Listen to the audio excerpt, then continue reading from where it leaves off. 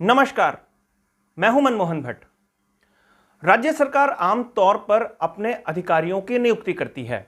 मुख्यमंत्री खास तौर पर महत्वपूर्ण पदों पर नियुक्ति करने के लिए सबसे उपयुक्त व्यक्ति का चयन करते हैं। जो व्यक्ति डिलीवर करता है, फैसले लेता है, उसकी नियुक्ति को प्राथमिकता के आधार पर रखा जाता है। लेकिन उत्तराखंड में एक विभाग है जहां पर नियुक्ति हाईकोर्ट और सुप्रीम कोर्ट के जरिए हो रही है। कोर्ट्स के फैसले के बाद नियुक्तियां हो रही हैं। उत्तराखंड का वन महकमा एक बहुत बड़ा विभाग है और उत्तराखंड फॉरेस्ट स्टेट के नाम से भी जाना जाता है। यहां पर बहुत अच्छा खासा फॉरेस्ट है, रिच फॉरेस्ट है। इसके प्रमुख पद पर घमासान मचा हुआ है पिछले कुछ महीनों से। थोड़ा सा प्रकरण आपको समझाऊं। Rajiv Bhartari HoFF head of forest force बनाए गए, लेकिन राजीव भरतरी किसी पेचीदगी में फंस गए, इसलिए राज्य सरकार ने उनको हटा के एक दूसरे विभाग के मुखिया के पद पर तैनात कर दिया और विनोद सिंघल साहब को हॉफ के पद पर तैनाती दी। किसी भी आईएफएस अफसर का यह सपना होता है कि वो अपने विभाग के प्रमुख पद पर पहुंच सके और वो हॉफ होता है। लेकिन राजीव भरतरी ने इसे अपनी प्रतिष्ठा का प्रश्न बनाया और सबसे पहले तो वो एक ट्रिब्यूनल में, जो सिविल सर्वेंट्स की ट्रिब्यूनल है, वहां इसको लेकर गए। वहां से उनके पक्ष में फैसला आ गया कि उन्हें गलत तरीके से हटाया गया और राज्य सरकार को कैट ने निर्देशित किया कि हॉफ के पद पर राजीव भरतरी को फिर से नियुक्त किया जाए। लेकिन राज्य सरकार ने कैट की बात नहीं मानी। राजीव भरतरी चूंकि प्रतिष्ठा का प्रश्न से बना चुके थे, इसलिए वो सबसे पहले सीधा नैनीताल हाईकोर्ट की शरण में पहुंचे और अपने तमाम दस्तावेजों को उन्होंने वहां दिखाया और बताया कि उनके ऊपर जो आरोप लगे हैं वो बेबुनियाद हैं और उनके साथ अन्याय हुआ है।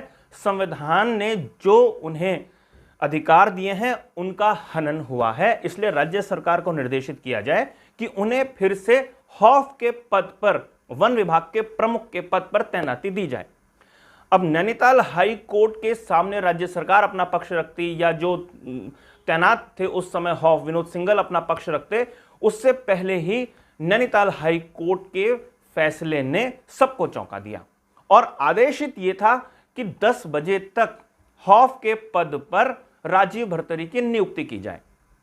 राजीव भरतरी दफ्तर पहुंचते हैं और वहां पर एक असमंजस की स्थिति होती है कि कैसे इनको चार्ज दिया जाए, लेकिन शासन ने उनको चार्ज दे दिया।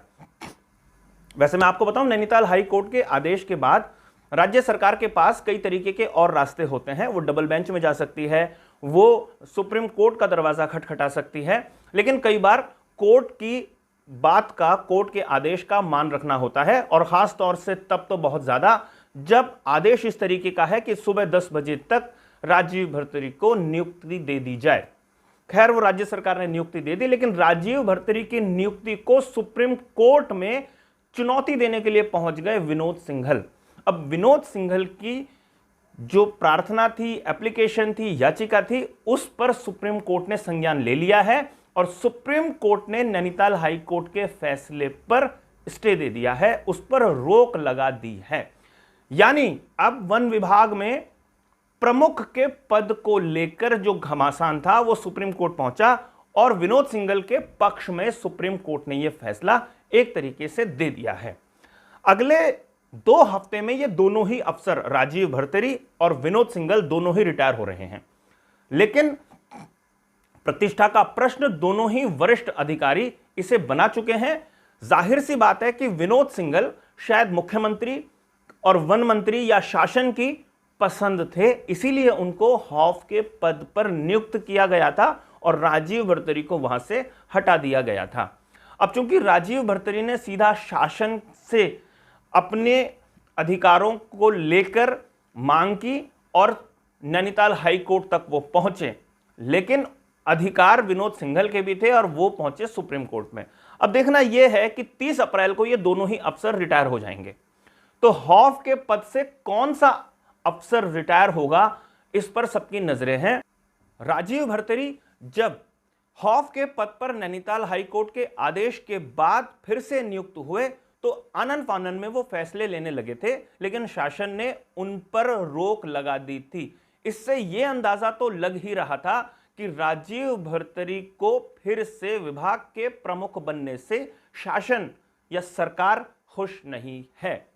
अब देखना यह है सुप्रीम कोर्ट ने जो सुप्रीम फैसला दिया है, नैनीताल हाई कोर्ट के फैसले पर जो स्टे लगाया है, उसका क्या असर होगा, वन विभाग कैसे पटरी पर आएगा, यह देखना काफी महत्वपूर्ण होगा।